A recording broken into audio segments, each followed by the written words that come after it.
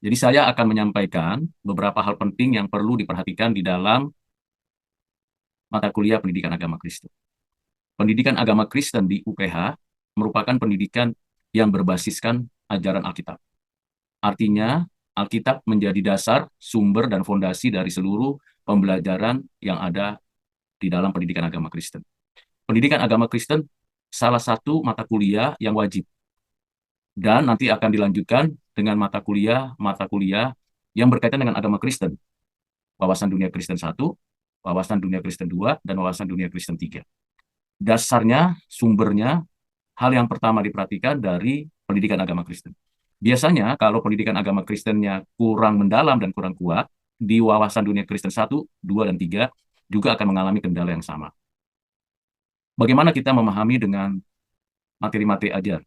Di dalam pendidikan agama Kristen di kampus kita, kita diberikan pengarahan yang baik, mengenal dulu apa itu Alkitab. Dimulai dari Alkitab itu sendiri dijelaskan secara terang benderang.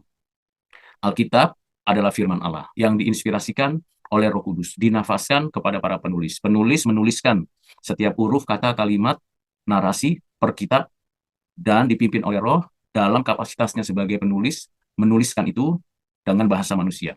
Walaupun itu adalah firman Allah, yang sepenuhnya tidak ada di sana yang bukan firman Tuhan, dari satu titik iota pun tidak boleh tidak disebut firman Tuhan, maka keseluruhannya dari firman itu kita bersyukur bahwa ada banyak pengenalan kita akan Allah, akan diri kita sebagai manusia, dan akan alam sekitar kita atau lingkungan kita. Di dalam Alkitab, kita mengetahui pembelajarannya, historisitas Alkitab itu bagaimana bisa ada di tangan kita sekarang, baik secara cetak maupun digital. Tentunya kita sudah mengetahui bagaimana proses penulisan Alkitab yang disalin dari teks asli, dibagikan, lalu dikanonisasi untuk perjanjian lama tahun 150 sebelum Masehi, untuk perjanjian baru diterima abad pertama, diaklamasikan pada abad kedua, ketiga. Jadi kita sebagai orang Kristen saat ini dapat menerima utuh perjanjian lama dan perjanjian baru. Ada kesinambungan antara perjanjian lama dan perjanjian baru, kesinambungan pengenalan akan Allah, makin lama makin jelas, makin mengerti apa yang diajarkan di dalam perjanjian lama dan apa yang dinyatakan di dalam perjanjian baru. Berkaitan dengan siapakah Allah yang kita sembah, siapakah diri kita, dan apa rencana Tuhan untuk manusia, lalu bagaimana keadaan bumi, langit, dan segala isinya. Dengan keseluruhan itu kita akhirnya mendapatkan pengertian bahwa di dalam seluruh ajaran Alkitab, kita mengetahui ada pembagian-pembagiannya. Pembagian-pembagian itu adalah interpretasi manusia. Tetapi sekaligus itu adalah bagian dari Allah mengajar, mendidik, supaya mengerti. Bagian pertama tentang Taurat, bagian kedua tentang sejarah, bagian ketiga tentang nabi-nabi, bagian keempat tentang kitab-kitab puisi. Itu di perjanjian lama. Di perjanjian baru kita juga mengetahui ada pembagian-pembagian. Ada kitab-kitab Injil, ada kitab sejarah itu kisah para rasul, kemudian ada surat-surat, surat Paulus, surat kepada jemaat, kepada pribadi, dan surat umum, dan ada kitab Wahyu. Keseluruhan itu menjadi satu.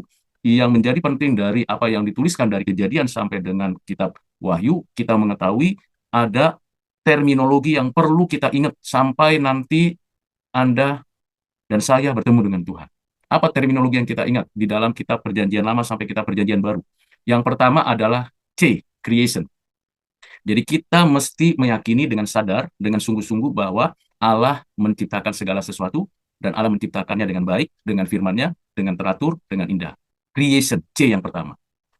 Dan tentu ini akan diperdalam nantinya ketika mahasiswa belajar di WDK 1, WDK 2, WDK 3. Yang kedua adalah F, fall. Kita tahu dari Alkitab bahwa manusia sudah jatuh dalam dosa, berdosa kepada Allah dengan sengaja, dengan sadar. Dan akhirnya manusia memang melakukan kejahatan kepada Tuhan Allah.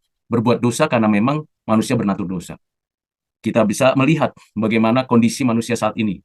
Itu semula dari Adam jatuh. Dan itu menyebar ke seluruh dunia.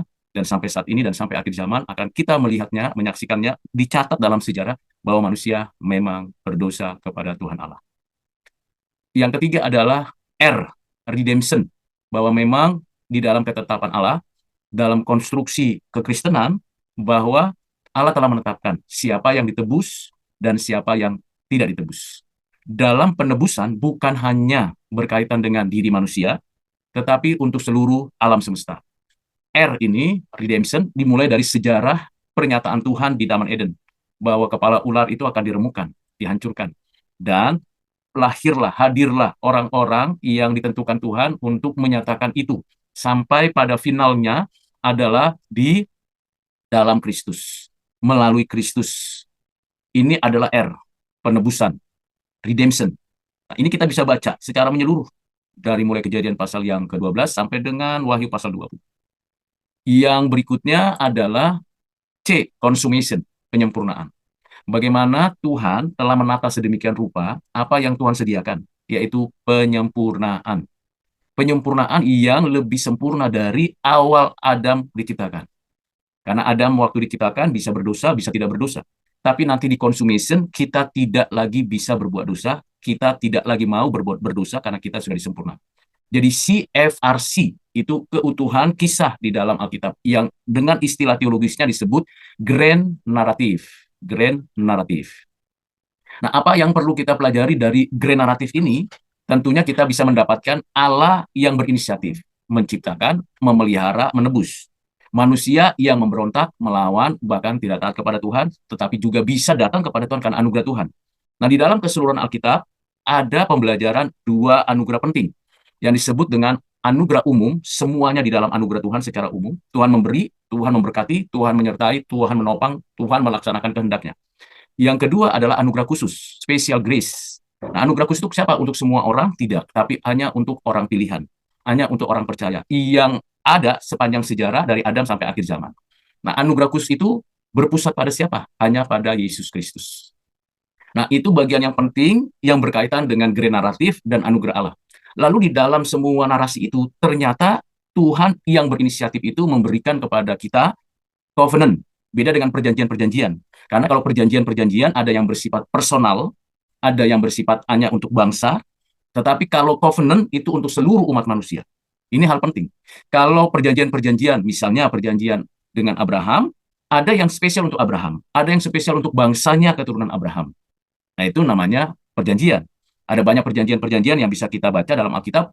Kalau tidak salah ada lebih dari 6.000 janji yang bisa bersifat pribadi dan bersifat universal, bangsa untuk bangsa. Tetapi covenant itu berlaku untuk seluruh umat manusia, berlaku untuk seluruh umat Allah. Nah, yang berlaku untuk seluruh umat manusia itu apa? Perjanjian kerja dan perjanjian alamiah. Perjanjian kerja diwakili oleh Adam, di mana tiap orang mesti kerja, diberkati melalui kerja dan sebagainya. Mengelola bumi, memelihara bumi, menjaga bumi. Berkeluarga, bersekolah, berpendidikan. Itu berkaitan dengan covenant, kerja.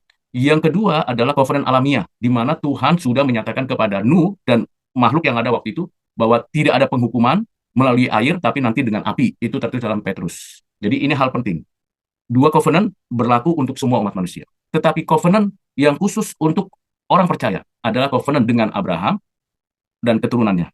Covenant ini berkaitan dengan perjanjian hidup kekal, berkaitan dengan keumatan kita. Yang kedua adalah perjanjian Taurat. Perjanjian ini diwakili oleh Musa dan orang Israel. Yang ketiga adalah perjanjian kerajaan yang diwakili oleh Daud dan kerajaannya berkaitan dengan pemerintahan keadilan Allah.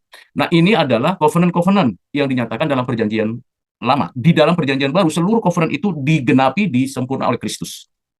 Maka kalau kita membaca kitab perjanjian baru, kita menemukan hal-hal yang sangat berkaitan langsung dengan perjanjian baru. Perjanjian lama berkaitan langsung dengan perjanjian baru.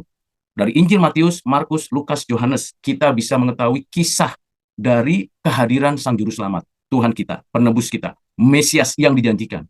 Rujukannya dari Kejadian pasal 3 ayat 15, kemudian yang lainnya juga seperti itu. Jadi hal-hal yang penting ini perlu untuk mendapatkan perhatian kita.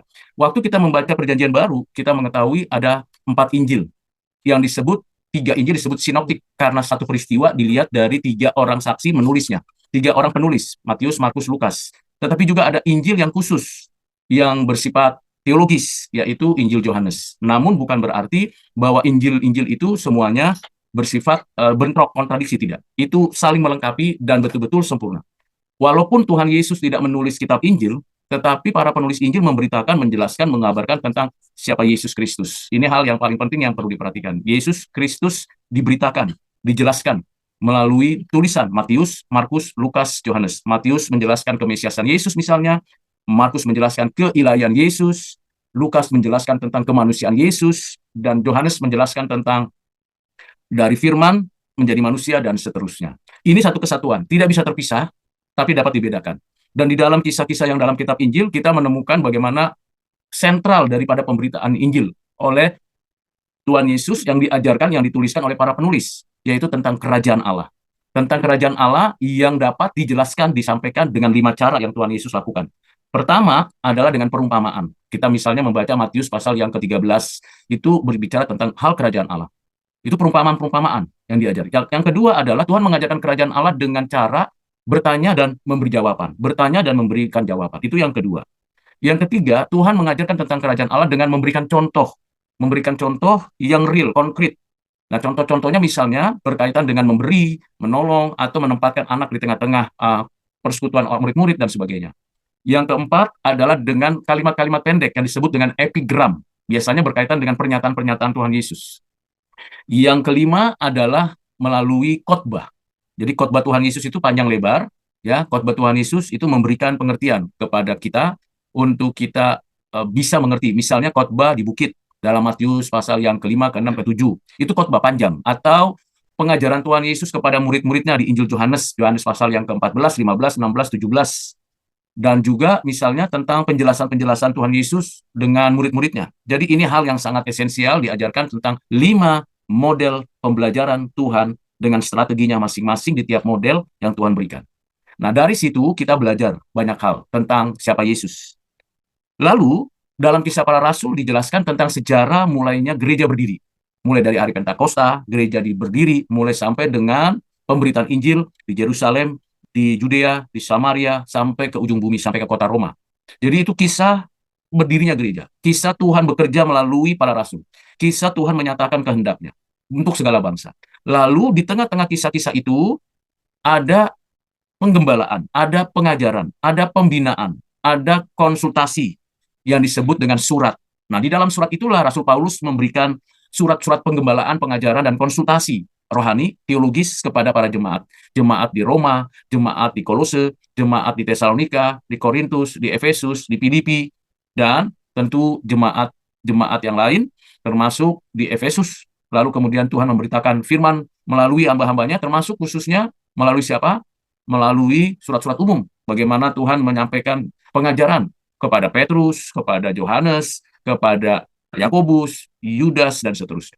Nah, surat-surat itu adalah pendalaman pengertian yang dikaruniakan Roh Kudus untuk dituliskan, yang ditujukan kepada jemaat-jemaat yang berasaskan pada pengajaran Tuhan Yesus di kitab-kitab Injil yang ditulis oleh Matius, Markus, Lukas, Yohanes, dan berdasarkan pada apa yang dituliskan oleh para nabi dan para penulis di Perjanjian Lama. Jadi ini ada kesinambungannya, tidak lepas PL dan PB-nya, satu kesatuan yang utuh, tidak terpisah.